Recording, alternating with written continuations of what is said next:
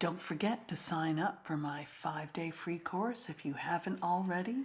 The link is below in the comment section below the video. And this course is a great way to jumpstart your intuitive art practice by breaking through self-doubt, overthinking, and creative blocks. It's a great way to find your true voice. So sign up today. Hello and welcome back to Michelle Holden Art, Intuitive Art Journeys. I sort of tweaked the title of my channel just because it's my art, the creative process is always evolving. And as I've said in the caption that just appeared a moment ago, these colors were started with rolling off my brayer from last week's palette. And this is a great way just to start a few pages, let them dry, and then you can flip them and just get on your way for another intuitive art journaling page. So my intention today was explore more blues, let it go, and fill these areas in a different way. And I really wanted more freedom and free brushstrokes on this small, it's not that small, it's a 9 by 12, and so it's great for this type of work, for exploration, but I do plan to expand to larger canvases and will very soon. So bringing in a light blue, a cerulean,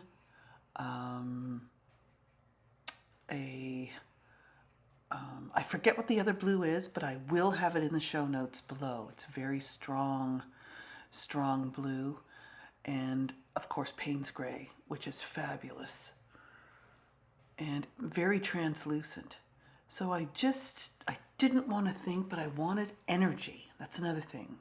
Intention of fresh, free brushstrokes and more energy, and then come in later and see what happens. So stay to the end where you will see a blend of freedom and brushstrokes with a rectilinear composition.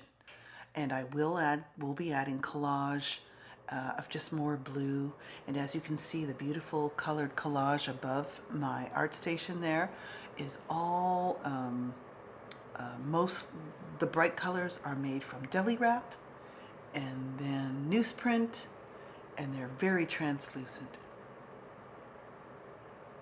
So I'm noticing the brush strokes here, and I'm really liking just the better energy, the higher energy.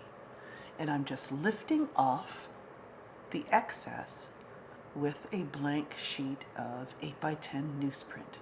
Very easy to get. And it's a great paper to use because it's inexpensive. This is my wave lines from I think ghost print on my 8 by 10 jelly plate using the deli wrap. And when I finally make my decision on one of these, both of them are the same paper, so everything I'm using today is the deli wrap. I find it nice and translucent and strong.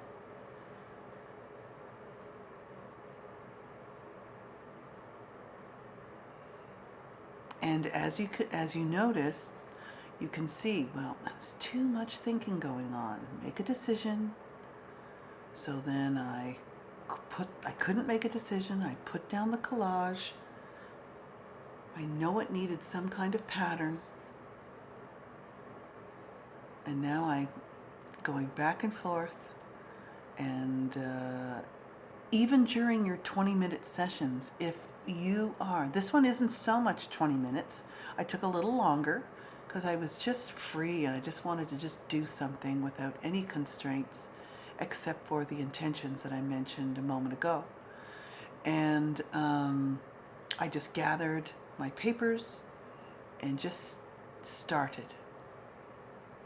I'm using fluid gloss medium here on the deli wrap paper because it's thinner, and I just like it to be on the surface and cover the surface so I can erase or anything. And this journal, as I'm saying here, is only the 114 mixed media sketch pad, and I'm finding it okay, but I really prefer the 140-pound watercolor Canson sketch pad. It just does a slight curve, which you can bend out after. The paper's nice and thick, so you don't get any of this warping. It's great. So just a little advice. If you hear a sound in the background, that's my propane heater in my studio coming on from time to time, as we are in the middle of a doozy of a winter here in Ontario. And where are you from? I know I've said this before, but I haven't said it in a while. I would love to be near a beach right now, but you know, who knows? Maybe in the future. So notice when the paper's straight, I want the lines to be straight, so it's going on a diagonal. And I am covering those free marks, but that's okay because I bring some more in later on. And it took me a while to realize this. It's like, well, you know, the layers aren't in stone. You can just cover them up. You can do them again, but just make sure you note what ones you liked and didn't like. And I love how the deli paper melts away. Sometimes you need a little extra.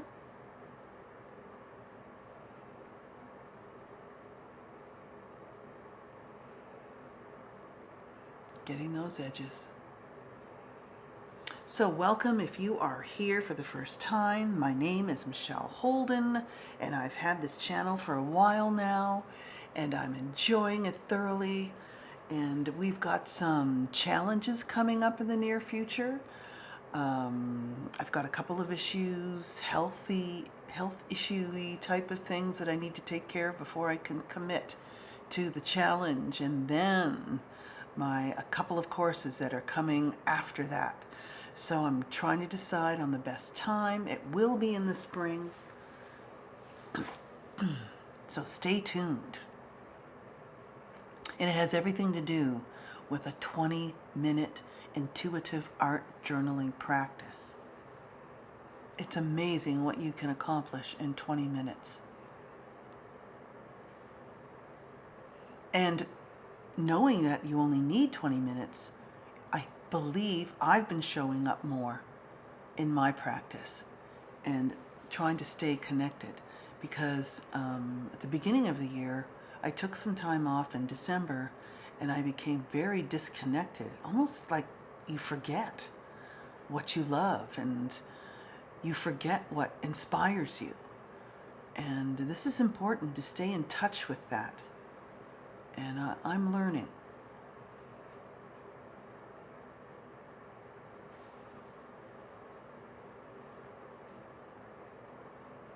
And also another thing I'm learning is, yes, I can go on Pinterest and look at all the paintings and save all the work on my boards and plan.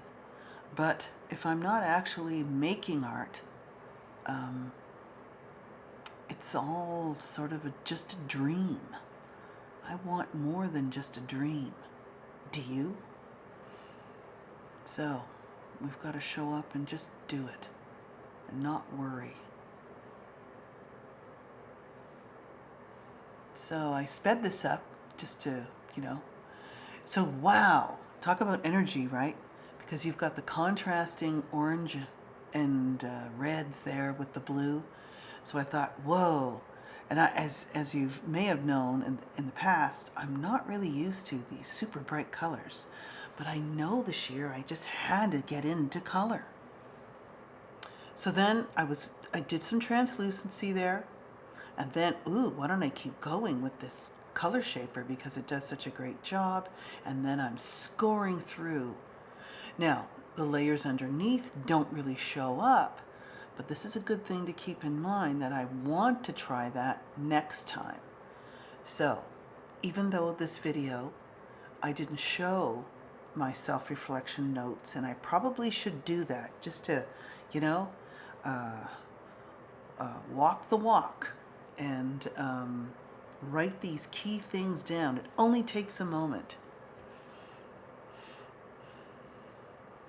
And also remembering to go through your art journals from time to time so you can read through. I do more of that at the end of the year, maybe at the end of a quarter or so, 3 months. Now this is so interesting because I'm trying to make a decision. Do I want to go the long horizontal piece, or do I want to stay with that outer edge column of different blues and patterns? Which would you have chosen?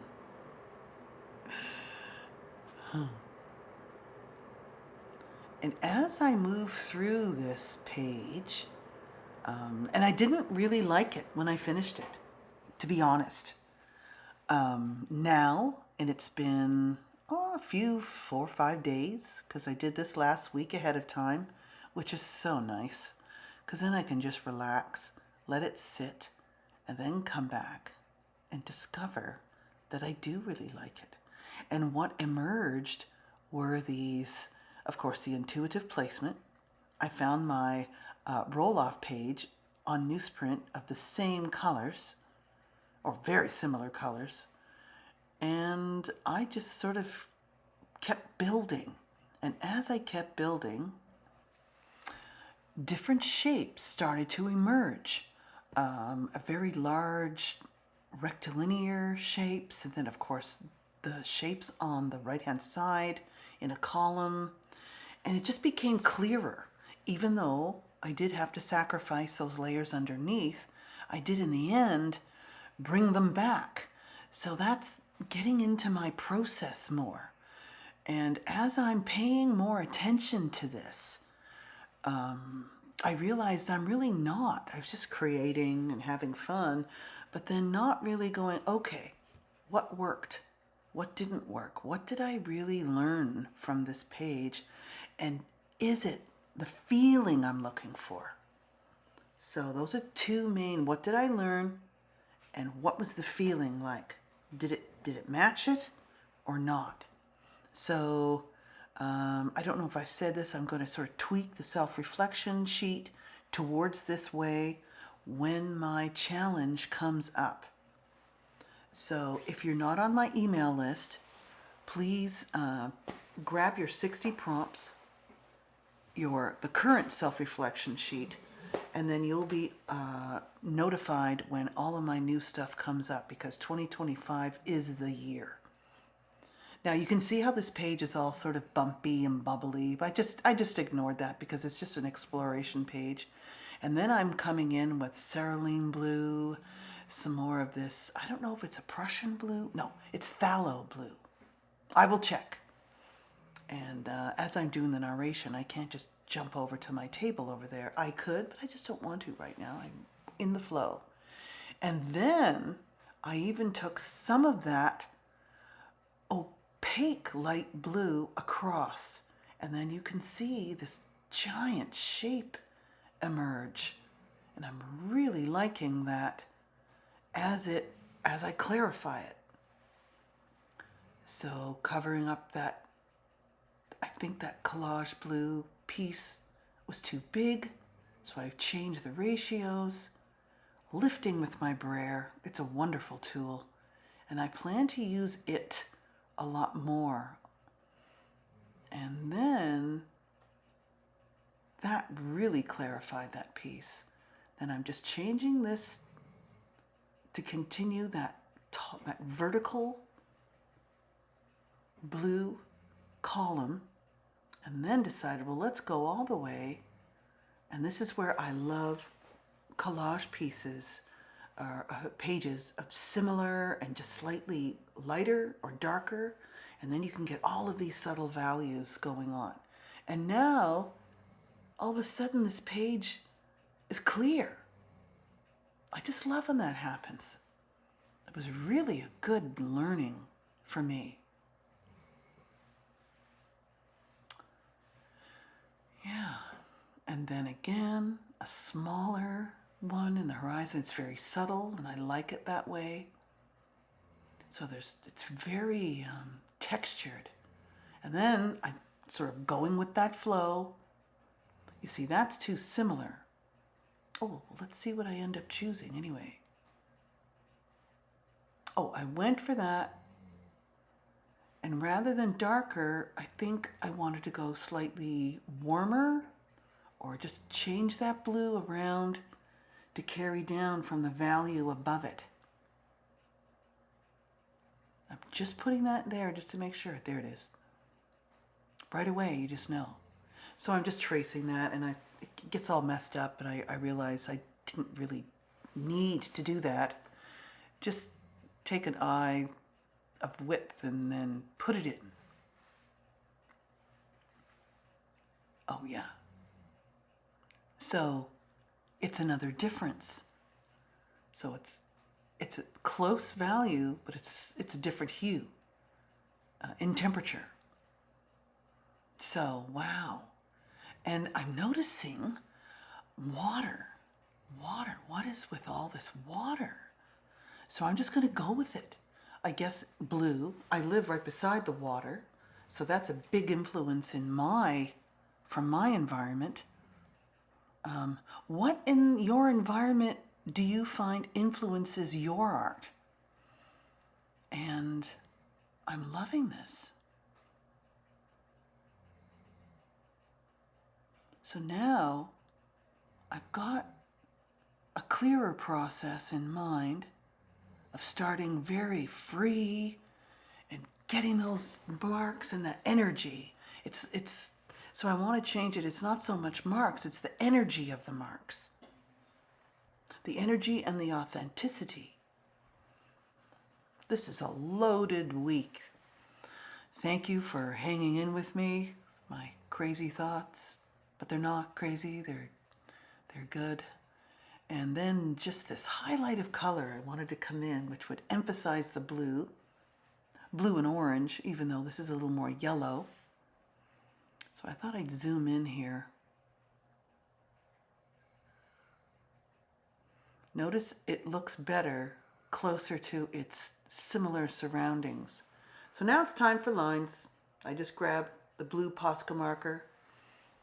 Didn't like them, it's a distraction. And that's why the gloss medium is good for that purpose, because you can just wipe it away. I do the same with these lines, and they're okay. I don't know if I keep them. And I thought, well, let's keep going with a subtle pattern to the right of those. Okay, do I like them? No, but I keep the lines. And I like that because they continue right to the edge. For the feeling. This elusive feeling that I've been chasing for so long. I love it though. And definitely pink was calling for this page.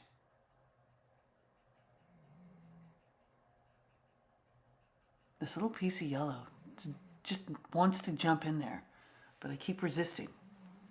I don't even know if I end up putting it in there. Okay, the bumpy pages. Don't like them. Here we go with some pink crayon, just some lines, and it works okay. It's better as a resist, I notice. So then these are the neon colors, Caran d'Ache. They're watercolor, they're water soluble. And I don't use them that way. I just wanted to pick up some of the pink. That water wants in there.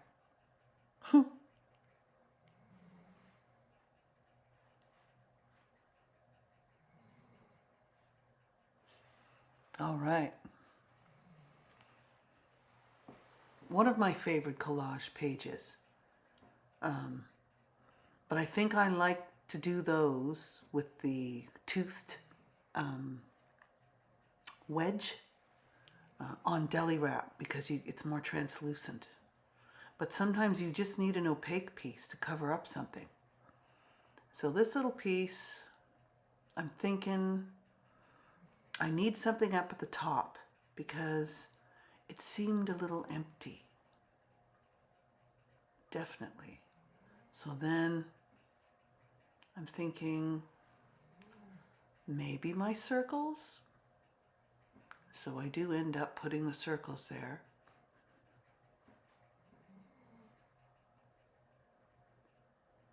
So I'm using not the little copper pipe, anything that'll make a nice circle. I use lids. It's the size and the thickness of the line that I'm going for. And I just spread them farther apart each time. And then I like to crop one, especially if I have a piece of collage like that, because then it goes under, it goes behind. So it creates more of a layered or three-dimensional feeling, even though it's very shallow, which I love. And then just bringing in this line, I don't know why I just did one. Realized it was too light. I may or may not do those again, but I don't want them standing out too much. And of course, just a little bit of spatter of the lighter blue at the top for the final touch. But there's one more touch coming in.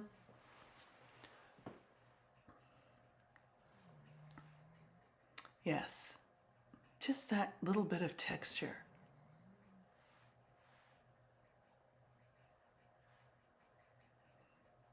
Oh yes. So I realized, actually I didn't realize that this might have been from the same collage piece, but it's not like I could have lightened it up. So it's subtle, but I like it just there. And then I realized, okay, I really wanted one there. And that just brings the eye to that other rectangle now it's in the background because the circles are in front of it. And you get all this push-pull energy on your page.